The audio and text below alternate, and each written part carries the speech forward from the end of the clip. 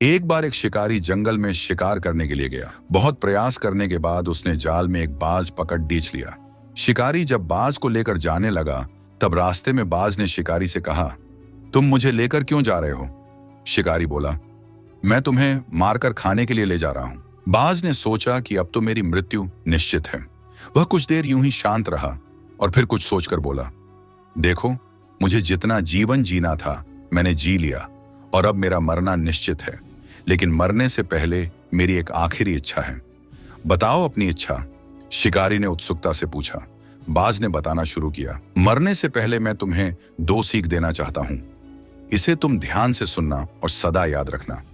पहली सीख तो यह कि किसी की बातों का बिना प्रमाण, बिना सोचे समझे विश्वास मत करना। और दूसरी ये कि यदि तुम्हारे साथ कुछ बुरा हो या तुम्हारे हाथ से कुछ छूट जाए तो उसके लिए कभी दुखी मत होना। शिकारी ने बाज की बात सुनी और अपने रास्ते आगे बढ़ने लगा।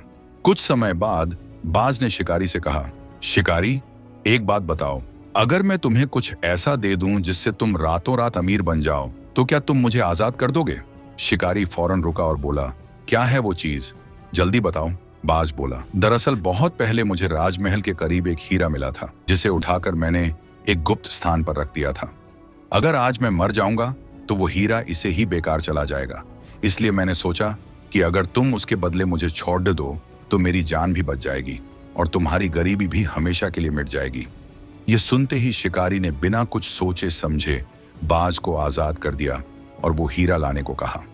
बाज तुरंत उड्डीडी आग कर पेट डाराज की एक ऊंची शाखा पर जा बैठा और बोला, कुछ देर पहले ही मैंने तुम्हें एक सीख दी थी कि किसी के भी बातों का तुरंत विश्वास मत करना, लेकिन तुमने उस सीख का पालन नहीं किया।